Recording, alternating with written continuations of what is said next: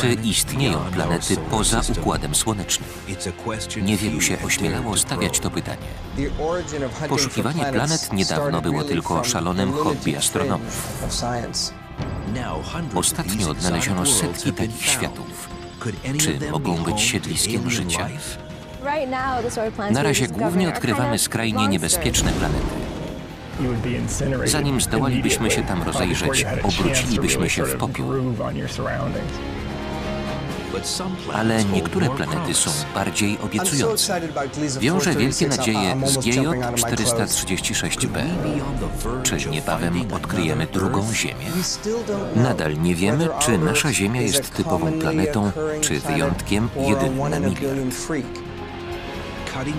W tym odcinku najnowocześniejsza technika, dziwne światy, okrutna pogoda i nieznane planety wszechświata.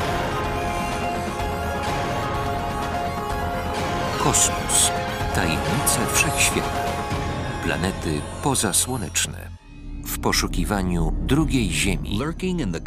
W gwiazdozbiorze Pegaza, 50 lat świetlnych od Ziemi, krąży ogromna planeta. Jest gorącym gazowym olbrzymem. Ma masę nieco mniejszą od Jowisza i obiega swoją gwiazdę w nieco ponad 4 doby. Nazywa się 51 Pegasi b.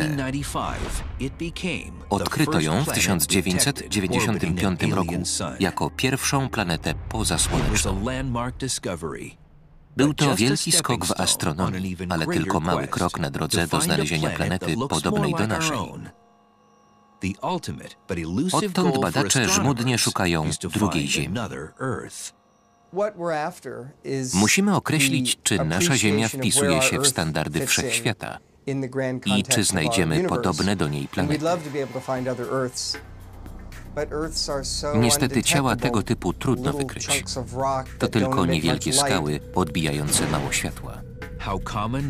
Czy planety podobne do Ziemi mogą być powtarzalnym tworem we wszechświecie? Nawet jeśli obiegają zaledwie co setną gwiazdę, to miliardy globów czekają na odkrycie. Jesteśmy niemal pewni, że we wszechświecie istnieje wiele skalistych planet, ale w jakim stopniu przypominają Ziemię? Nadal nie wiadomo, czy nasza planeta jest jedyna w swoim rodzaju. To bardzo trudne, ale fundamentalne pytanie.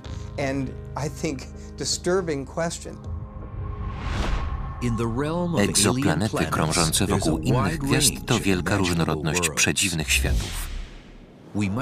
Możemy znaleźć planety bez lądów, całe zalane oceanem, lodowate krainy, inne w typie marsjańskim, ale z grubą atmosferą wytworzoną przez wulkany, a nawet planety, nad którymi świecą dwa słońca. Może znajdą się planety nadające się dla ludzi albo zabójcze dla nas, lecz zamieszkane przez niezwykłe stworzenia. Najważniejszy wniosek z obserwacji planet brzmi, że są bardziej różnorodne, niż mogliśmy to sobie wyobrazić. Odnalezienie choćby jednej planety podobnej do Ziemi oznaczałoby, że w kosmosie jest ich mnóstwo. A więc i życie musi być wszechobecne.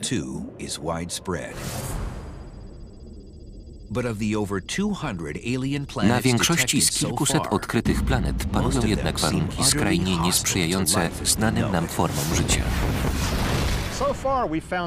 Dotąd odkryliśmy 3 rodzaje planet. Te, położone blisko gwiazd, są całkowicie wypalone. Inne są zamrożone, bo krążą daleko od gwiazd. Planety z trzeciej grupy poruszają się po wydłużonych orbitach, zbliżają się i oddalają od gwiazdy, przez co panuje tam na zmianę żar i mróz.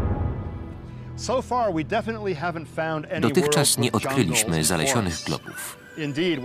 Niczego przypominającego naszą skałę, gdzie ciekła woda na powierzchni sprzyja istnieniu życia. Planetę nadającą się do zamieszkania wyobrażamy sobie na podobieństwo Ziemi. Odpowiadają nam takie warunki. Jest tu atmosfera, w której da się oddychać, przyjemna temperatura i woda. Nawet w Układzie Słonecznym nie ma podobnego ciała. Na razie odkrywamy potwornie niebezpieczne planety. Panują tam skrajne warunki. Czy Ziemia o skalistej powierzchni, pokryta oceanami i zamieszkana przez niezliczone organizmy jest zatem osobliwością na skalę wszechświata? Odkrywcy pierwszych planet poza Układem Słonecznym nie odpowiedzieli na to pytanie, ale pokazali, że poszukiwania mają sens. Choć przypuszcza się, że w kosmosie krąży wiele planet, obecne przyrządy nie pozwalają ich zaobserwować.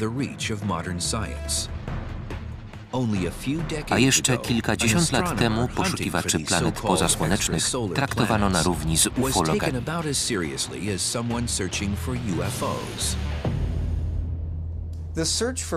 Rozpoczęte w latach 80. poszukiwania odległych planet uważano za ścieżkę w stronę paranauki.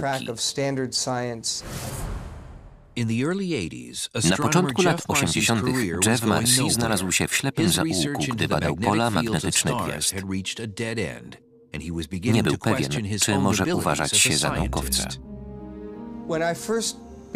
Poszukiwaniem egzoplanet zająłem się pełen obaw, że moja kariera dobiegła końca. Myślałem, że nic już nie osiągnę. Skoro miałem polec, to z rozmachem. Zająłem się dziedziną, którą uznano za pozbawioną perspektyw. Zacząłem szukać planet wokół innych gwiazd. Nikt nie wierzył, że cokolwiek znajdę. Jeff Marcy, jego współpracownik Paul Butler i pionierska grupa astronomów z całego świata musieli opracować metodologię obserwacji. Przez zwykły teleskop można obserwować gwiazdy, ale poszukiwania planet wymagają cierpliwości i pomysłowości.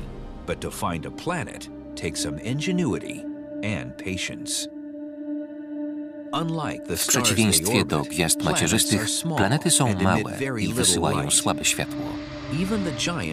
Nawet Jowisz, gigant z naszego Układu, ma w porównaniu do Słońca 1000 razy mniejszą masę i 10 miliardów razy mniejszą jasność. Trudno zrobić zdjęcie planety będącej blisko gwiazdy, bo w porównaniu z nią jest bardzo blada. Jaśniejący gigant przyćmiewa słabo świecącego satelitę. Oślepieni blaskiem gwiazd, poszukiwacze planet doszli do wniosku, że choć nie dostrzegą ich bezpośrednio, to mogą zaobserwować wpływ ich grawitacji. Samotne gwiazdy poruszają się jednostajnie. Natomiast te, które mają planety, krążą wokół wspólnego środka masy Układu. Mówi się, że planeta obiega gwiazdę, ale to tylko uproszczenie. I planeta, i gwiazda krążą wokół wspólnego centrum. Jak na huśtawce, żeby dwa ciała osiągnęły równowagę, to masywniejsze musi poruszać się bliżej środka masy.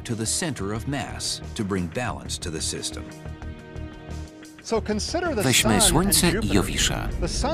Gwiazda ma 1000 razy większą masę od planety.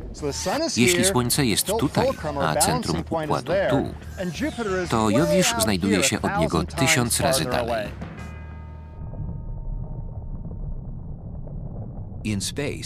Planety krążą po wielkich orbitach wokół środka masy, a gwiazdy po niewielkich, ale wciąż zauważalnych. Mamy tu model planety obiegającej gwiazdę. Tak naprawdę oba ciała krążą wokół wspólnego środka masy. Planeta biegnie po wielkiej orbicie, a gwiazda po stosunkowo małej. W przeciwieństwie do planety, gwiazda ledwo się przemieszcza. Mam dość niezwykłe hobby jak na astronomkę. Uprawiam taniec brzucha i taniec z ogniem. Zakreślając krąg pochodniami, symuluję ruch planet. Płomienie na łańcuchu zachowują się jak satelita trzymany siłą grawitacji.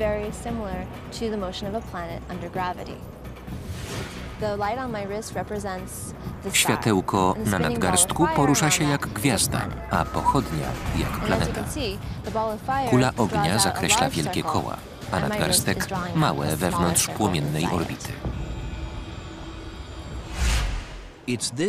Takie nieznaczne ruchy pomagają astronomom odnaleźć planety odległych gwiazd. Ale i to na nic by się zdało, gdyby nie efekt Dopplera. Fale obiektu zbliżającego się do obserwatora są krótsze niż oddalającego się. Obserwujemy efekt Dopplera na przykład wtedy, gdy mija nas gwiżdżący pociąg. Gdy przejeżdża lokomotywa, tonacja sygnału opada, a zmiana zależy od prędkości.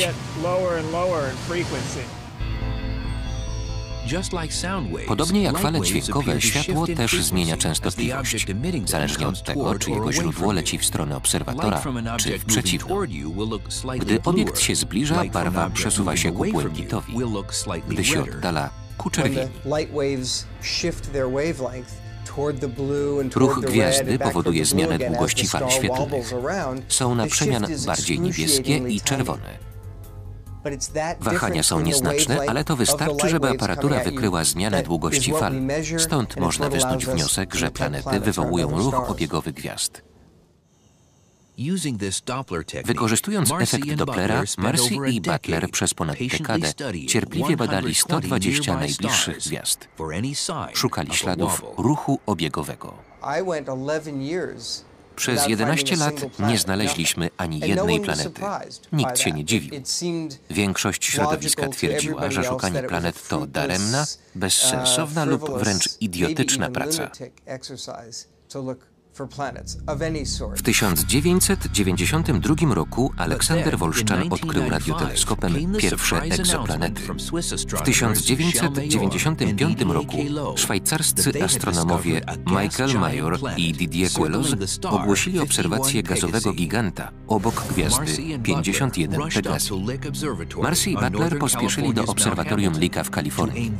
Skierowali tamtejszy teleskop na gwiazdozbiór, próbując potwierdzić doniesienie Szwajcarów. Mamy ją. Wspaniała. Wraz z Butlerem byliśmy zdumieni. Gwiazda oscylowała tak, jak opisali Szwajcarzy. W milczeniu odjeżdżaliśmy z obserwatorium Licka na górze Hamiltona. Paul siedział obok mnie. Wiedzieliśmy, że odkryto optycznie kolejną planetę krążącą wokół gwiazdy innej niż Słońce. Zareagowaliśmy bardzo emocjonalnie. Choć było to wielkie odkrycie, ani tej, ani żadnej następnej planety nie nazwano imieniem Boga z rzymskiej czy greckiej mitologii. Skatalogowano ją pod nazwą gwiazdy macierzystej, dodając B. Zgodnie z tą systematyką następną planetę odkrytą na orbicie tej samej gwiazdy nazwie się C, a dalsze kolejnymi literami alfabetu. Tylko nazwa nie oddała wiekopomności wydarzenia. Odkrycie 51 Pegasi B zrewolucjonizowało nasze pojęcie o planetach.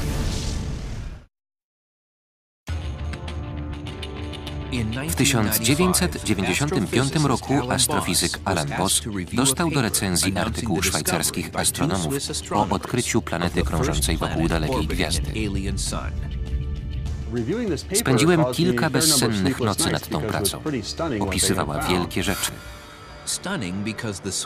Rzeczywiście, Szwajcarzy donosili o odkryciu planety wielkości Jowisza, obiegającej gwiazdę macierzystą zaledwie w 4 dni, a nie 12 lat jak on. Najwyraźniej znajduje się blisko gwiazdy 100 razy bliżej niż Jowisz od Słońca. To bardzo dziwne zjawisko. Jowisz obiega Słońce oddalony bezpiecznie o 778 milionów kilometrów. 51 Pegasi B jest najwyżej 8 milionów kilometrów od gwiazdy. Gdyby przenieść ją do Układu Słonecznego, byłaby pierwszą planetą krążącą wewnątrz orbity Merkurego. Nie spodziewaliśmy się gazowego olbrzyma tak blisko gwiazdy. Natężenie promieniowania jest znacznie większe niż w okolicach Ziemi, bezpiecznie oddalonej od Słońca. Byliśmy zaskoczeni odkryciem. Ta planeta nie mogła tam powstać. Astronomowie wykluczają taką możliwość. Równie zaskakujące byłoby odkrycie sekwoi w nowojorskim parku. Byłoby jasne, że sama tam nie wyrosła. Należy zadać pytanie, jak tam trafiła. Astronomów fascynuje pochodzenie gigantycznych planet. 51 Pegasi B to nie wybryk natury. Jest pierwszym z gorących jowiszów, których dziesiątki odkryto niewiarygodnie blisko gwiazd. Niewiarygodnie, bo w sprzeczności z uznaną teorią powstawania planet gazowych.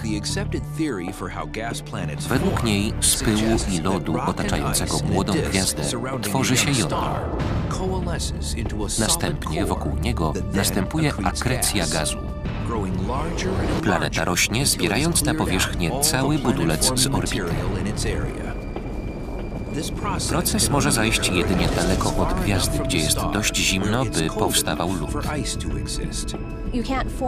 Tak wielki obiekt nie może powstać blisko gwiazdy, ale dopiero poza strefą topnienia, gdzie woda jest ciekła. W Układzie Słonecznym granica ta biegnie niedaleko Jowisza, 5 razy dalej od Słońca niż Ziemia. Jakim cudem gazowy gigant 51 Pegasi B znalazł się tak blisko gwiazdy? Jak to czasem bywa, obudziłem się w środku nocy i doznałem olśnienia. Pomyślałem, że gigant przemieszczał się od miejsca narodzin w kierunku gwiazdy. Teraz już wiemy, że proces tworzenia się planety jest chaotyczny i wszystko się może zdarzyć. Pojawiają się planetozymale, twory pretendujące do miana przyszłych planet. Wszystkie rosną i rywalizują. To przypomina nieco grę w krzesełka. Każde ciało walczy o swoje miejsce.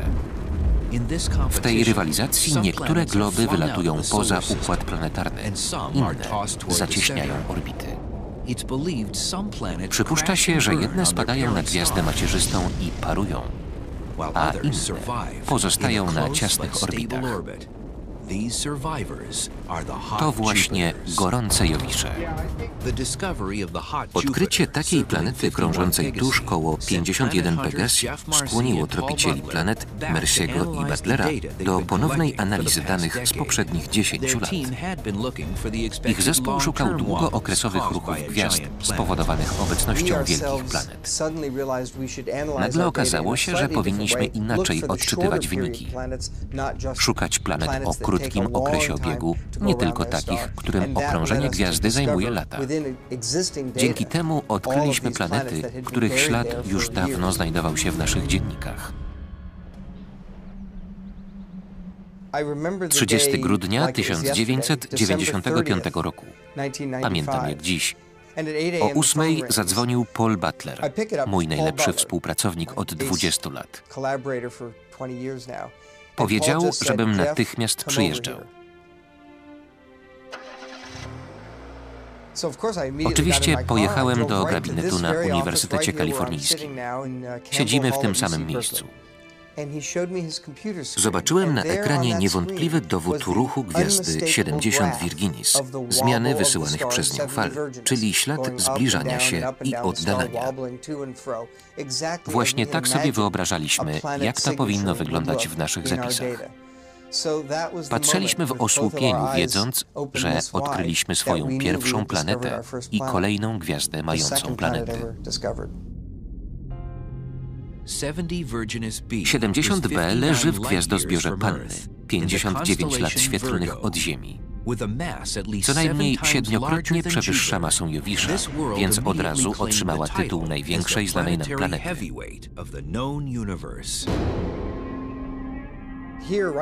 Naszym oczom ukazał się obiekt 7, może 10 razy większy od Jowisza.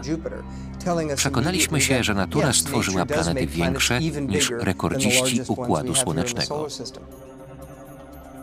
70 Virginis B nie zaliczono do gorących Jowiszów. Zapoczątkowała nową klasę olbrzymów ekscentrycznych, wielkich planet poruszających się po wydłużonej orbicie. Jej odległość od gwiazdy macierzystej zmienia się podczas obiegu od 50 do 100 milionów kilometrów. Ta cecha jest niezwykła. Jako dzieci uczyliśmy się, że planety krążą wokół Słońca niemalże po okręgach. Dlaczego więc ta porusza się po dziwnej, wyciągniętej elipsie? Planety krążące wokół odległych gwiazd zmieniły przypuszczenia co do ich natury. Odkrycia następnego dziesięciolecia dowiodły, że wydłużone orbity są we wszechświecie typowe, a to orbity kołowe znane z Układu Słonecznego są rzadkością.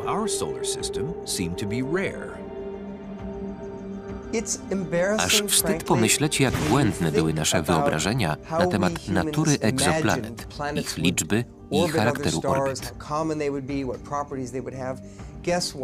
Przypuszczaliśmy, że będą przypominać te z naszego systemu. Wykazaliśmy się krótkowzrocznością. Jako naukowiec biję się w piersi, że sam tak sądziłem. Przekonaliśmy się, że planety w układach pozasłonecznych zwykle różnią się od satelitów Słońca. W latach 90. rozpoczął się na dobre sezon polowań na nowe planety. Obalono mit, że są we wszechświecie tworem rzadkim.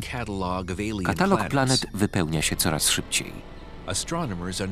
Astronomowie badają właściwości kilkuset nowych obiektów.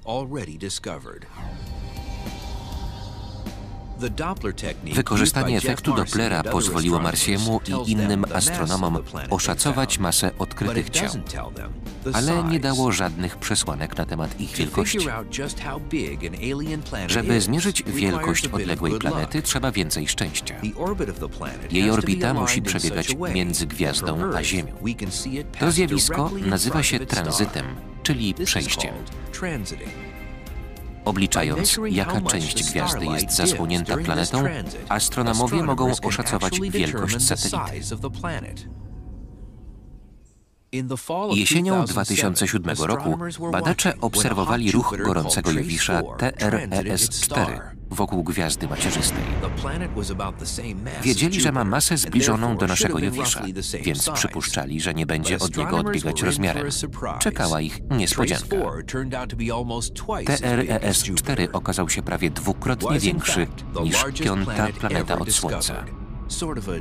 Okazał się największą znaną planetą, wyrośniętym kuzynem Jowisza.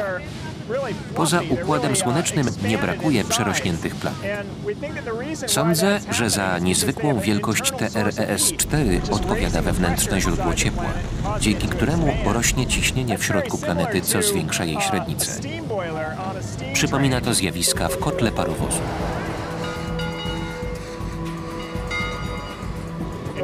Ogień w palenisku rozgrzewa wodę, która zamienia się w parę. Ciśnienie rośnie.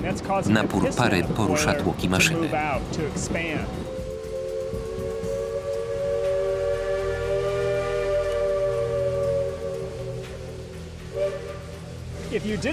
Gdyby ciśnienie gazu nie wzrastało, planety by się nie powiększały, a pociąg nie wjechałby pod górę. Wewnętrzne źródło energii formuje wielkie gorące Jowisze.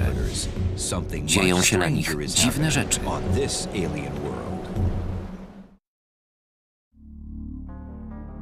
Każde odkrycie nowej egzoplanety stawia kolejną naukową zagadkę.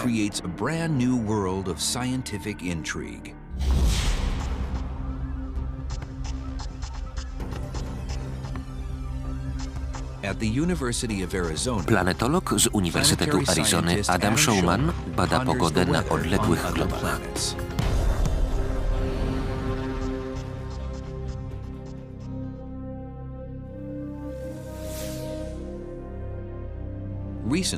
Ostatnio uczestniczył w tworzeniu pierwszej prognozy dla obiektu poza Układem Słonecznym.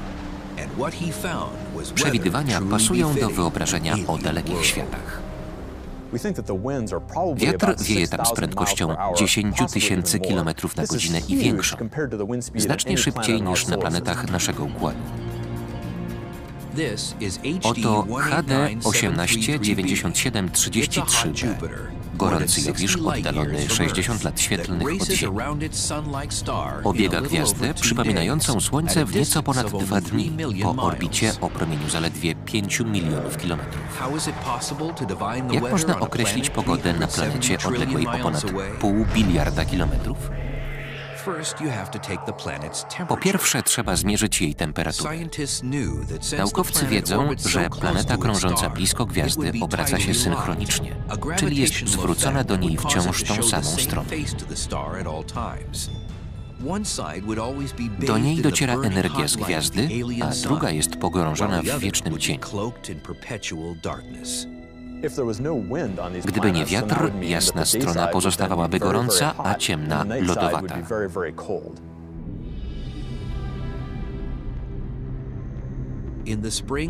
Wiosną 2007 roku planetę zbadano kosmicznym teleskopem Spitzera. Rejestruje on podczerwień, a więc określa temperaturę. Sporządzono w ten sposób mapy termiczne dziennej i nocnej strony planety. To pierwsza w historii mapa odległego globu. Oświetlona strona planety rozgrzewa się do ponad 800 stopni.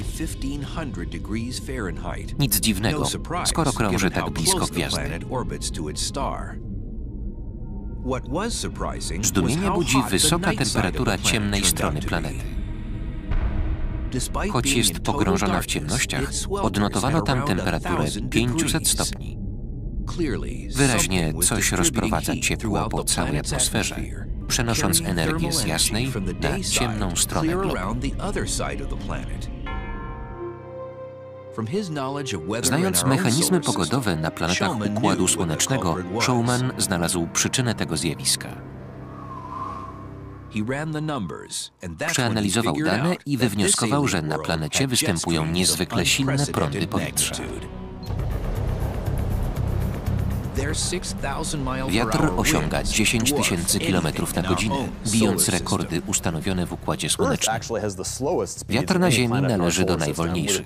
Osiąga średnio 30 km na godzinę. Na gazowych olbrzymach atmosfera przemieszcza się szybko, bo nie spowalnia jej tarcie o powierzchnię planety. Na Jowiszu i Saturnie wiatry osiągają prędkość kilkuset kilometrów na godzinę. Są więc 10 razy wolniejsze niż te na gorących Jowiszach. Pogoda na gorących Jowiszach bywa groźna, ale prawdziwe piekło szaleje na wielkich pozasłonecznych planetach o ekscentrycznej orbicie. Oto HD 80606b, gazowy gigant z gwiazdozbioru Wielkiej Niedźwiedzicy, oddalony od Ziemi o 200 lat świetlnych. Rok trwa tutaj 111 dni. Ze wszystkich znanych planet to ona ma najbardziej ekscentryczną orbitę. Ziemia porusza się po orbicie kolistej, nieznacznie zmieniając odległość od Słońca. Różnica między afelium a peryfelium wynosi 5 milionów kilometrów. Obiegając swą gwiazdę, HD 80606b zbliża się do niej na 5 milionów kilometrów i oddala na 125 milionów. Różnica jest 25-krotna. Nienormalna orbita gwarantuje szaloną pogodę. W ciągu kilku godzin planeta rozgrzewa się o setki stopni. W efekcie powstają gwałtowne burze. W miarę zbliżania się do gwiazdy, tarcza słoneczna pokrywa coraz większą część nieba. Jasna strona planety rozgrzewa się, a ciemna pozostaje chłodna. W efekcie powstają potężne wiatry, prawdziwe fale uderzeniowe. Mają prędkość naddźwiękowego samolotu. Huragan okrąża planetę zaledwie w 12 godzin. Gdy fala się uspokaja, przegrzana atmosfera zmienia się w jeden wielki wir, przy którym wielka czerwona plama na Jowiszu to karzełek.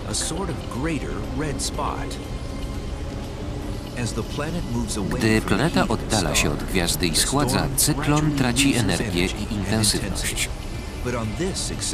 Ale na ekscentrycznych olbrzymach spokój nigdy nie trwa długo. Co 111 dni pojawia się nowa fala uderzeniowa i gwałtowny cykl wraca do punktu wyjścia. W Układzie Słonecznym nie widuje się takich dziwów. Zanim zdołalibyśmy się tam rozejrzeć, obrócilibyśmy się w popiół.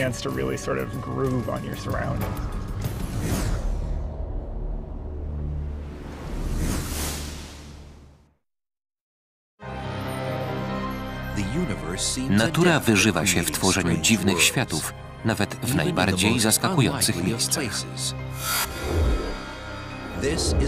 To jest pulsar, szybko wirująca gwiazda neutronowa.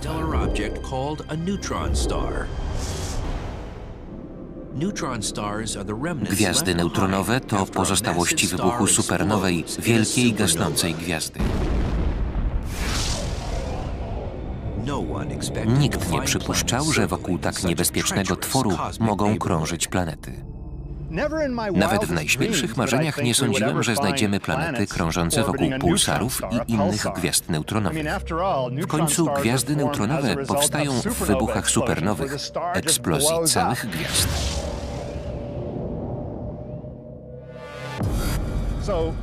Wielka siła wybuchu gwiazdy odrzuca wszystkie planety z jej układu. A jednak na początku lat 90. Aleksander Wolszczan i Dale Frail zaobserwowali przez radioteleskop w Arecibo dwie skaliste planety krążące 10 biliardów kilometrów od Ziemi.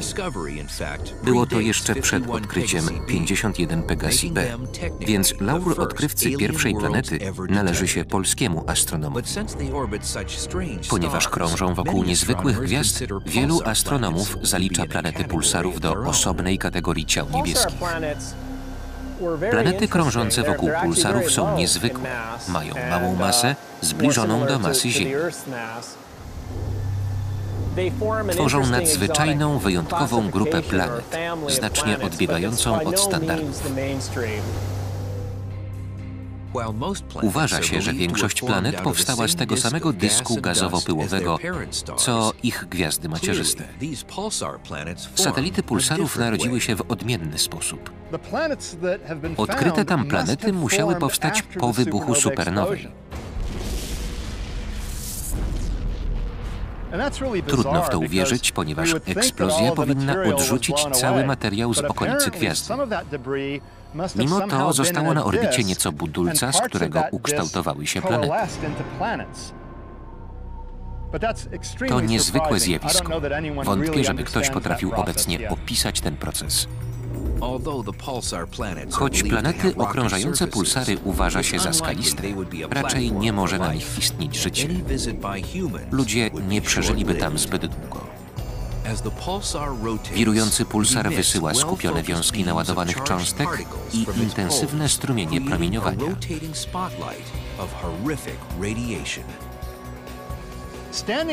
Wizyta na planecie przy pulsarze byłaby zabójcza. Panuje tam wysokoenergetyczne promieniowanie, cząstkowe i elektromagnetyczne. Zniszczyłoby żywe tkanki, szybko wywołało mutacje oraz nowotwory. Niechybnie zabiłoby przybysza. Skoro i tak każdy umrze, to może warto wybrać się w okolice pulsara.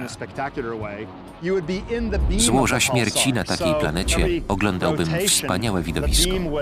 Przy każdym obrocie pulsara padałaby na mnie wiązka. Widziałbym jaśniejącą smugę jak światło z latarni morskiej padające z bliska. Taka planeta jest jednak skrajnie niegościnna. Te niebezpieczne miejsca pozwoliły nam zgłębić mechanizm powstawania planet. Natura wciąż nas zaskakuje i uczy nowych rzeczy. Te dziwne satelity gwiazd neutronowych dowodzą, że planety powstają stosunkowo łatwo. Gdy jest dość budulca, grawitacja samorzutnie łączy go w glob. Skoro natura z taką łatwością tworzy planety, można przypuszczać, że we wszechświecie jest ich pełno. Gdzieś daleko w kosmosie istnieje druga Ziemia i czeka, abyśmy ją odkryli. Jeśli rzeczywiście tak jest, to gdzie są błękitne planety? Czemu ich jeszcze nie znaleźliśmy? Pierwsze egzoplanety odkrywane w latach 90. były ogromne. Miały masę 300 razy większą niż Ziemia. Nic dziwnego, że najpierw dostrzegliśmy te duże. Z wielkiej odległości najłatwiej wypatrzyć giganty, tak samo jak rosnące tu sekwoje olbrzymie. Odkrycie jednej planety krążącej wokół gwiazdy sugeruje, że może ich być więcej. Widząc sekwoje, można wnioskować, że w pobliżu rośnie las. Analogicznie wokół tych gwiazd muszą krążyć planety, asteroidy i komety. Bacznie obserwując odległe układy planetarne, astronomowie zbliżają się do odkrycia czegoś na kształt Ziemi. Oto Gliese 436b, planeta o masie 20 Ziem, parametrami przypominająca Neptuna. Krąży wokół gwiazdy w konstelacji Lwa 30 lat świetlnych od Słońca. Wiąże wielkie nadzieje z GJ 436b. Jestem podekscytowany. To największe odkrycie od czasu 51 Pegasi b. Może jeszcze bardziej znamienne, bo jest tam woda. Marsiego najbardziej zainteresował fakt, że planeta ma gęstość 2,1 tony na metr sześcienny. Co to oznacza? To znamienna wartość. Każdy uczeń szkoły podstawowej wie, że woda ma gęstość dwukrotnie mniejszą. Z kolei ziemskie skały mają 2 razy większą gęstość.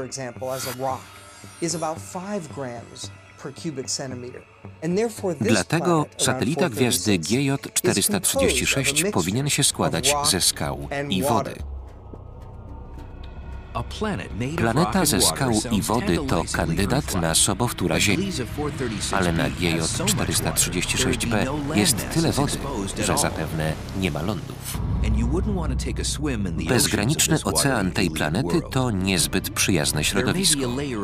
Na powierzchni znajduje się warstwa cieczy, ale głębiej zachodzą dziwne zjawiska. Potężna siła grawitacji zgniata słup wody tak bardzo, że woda przyjmuje formę krystaliczną. To niezwykła odmiana gorącego lodu.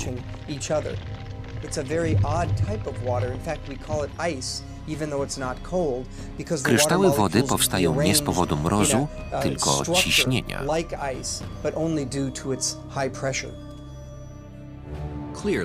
Rzecz jasna, GJ 436b nie jest całkiem pokrewna Ziemi, ale odkryto bardziej podobną planetę. Co musi mieć planeta, żeby przypominać Ziemię? Powinna być skalista i pokryta oceanami, ale nie całkowicie, żeby lądy wystawały nad ich powierzchnią. Powinna się znajdować w ekosferze gwiazdy. Ekosferę wyznacza się zwykle jako przedział odległości od gwiazdy, w której na planetach może istnieć woda w stanie ciekłym. Przypuśćmy, że zbliżamy Ziemię do Słońca. Oceany zaczynają wrzeć, aż wyparują. Życie zginie. Gdy oddalimy planetę, zamarzną z równie złym skutkiem dla flory i fauny. W Układzie Słonecznym ekosfera sięga od orbity Marsa prawie po okolice Wenus. Zasięg ekosfery w innych systemach zależy od temperatury gwiazdy.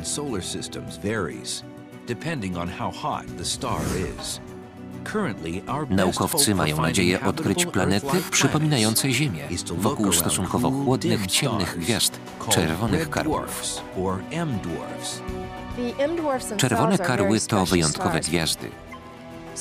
W porównaniu ze Słońcem świecą 10 razy słabiej. To oznacza, że planety z ciekłą wodą krążą znacznie bliżej ich powierzchni.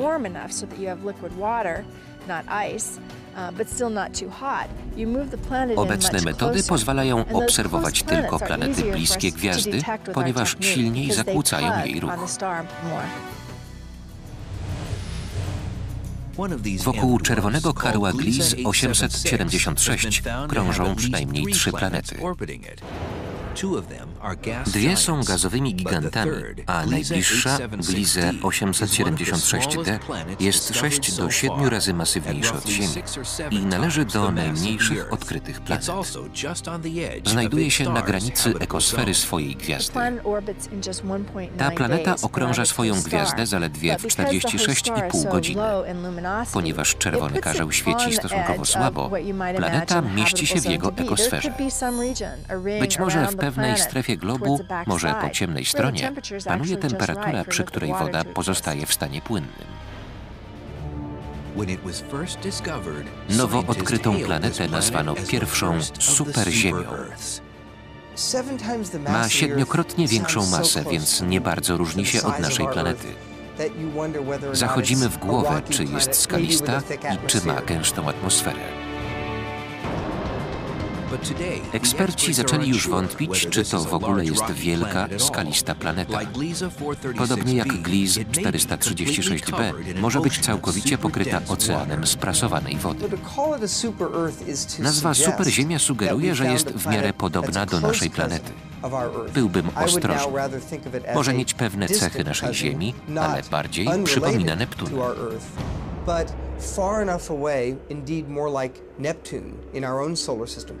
Ten sąsiad z Układu Słonecznego ma skaliste jądro, ale powierzchnię pokrywa wielki ocean. Astronomowie rywalizują, kto odkryje pierwszą bliźniaczkę Ziemi. Laird Close z Uniwersytetu Arizony liczy, że zrobi pierwsze zdjęcie drugiej Ziemi. Ale to wymaga postępów w budowie teleskopów. Jesteśmy w laboratorium zwierciadeł Obserwatorium Stewarta. W ogromnym pomieszczeniu pod trybunami Uniwersyteckiego Stadionu Piłkarskiego inżynierowie opracowują nowy rodzaj superteleskopów.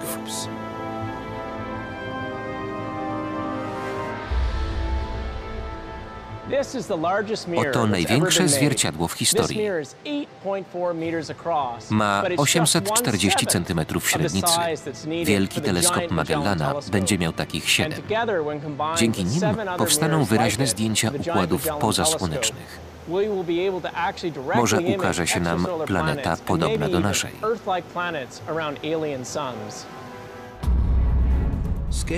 Gotowy przyrząd zapewni zdjęcia o 10-krotnie większej rozdzielczości niż teleskop Hubble'a.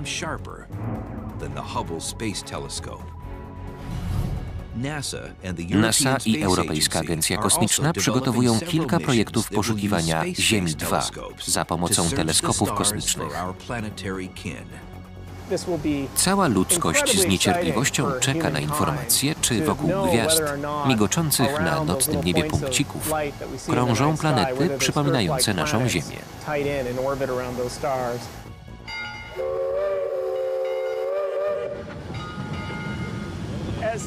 W miarę postępu techniki odkryjemy planety coraz bardziej podobne do Ziemi. Być może na niektórych znajdziemy życie, a nawet lasy i kolej parową.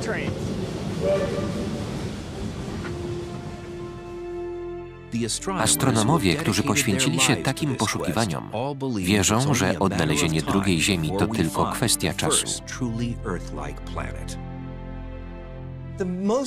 Cieszy nas, że regularnie odkrywamy planety o masie 5 do 10 Ziem.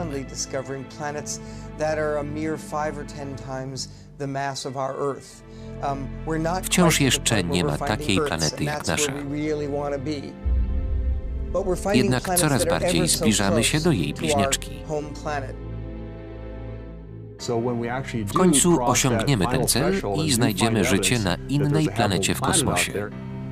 To będzie moment przełomowy w historii ludzkości. Nie należy się martwić, że jeszcze nie odkryliśmy planet podobnych do Ziemi.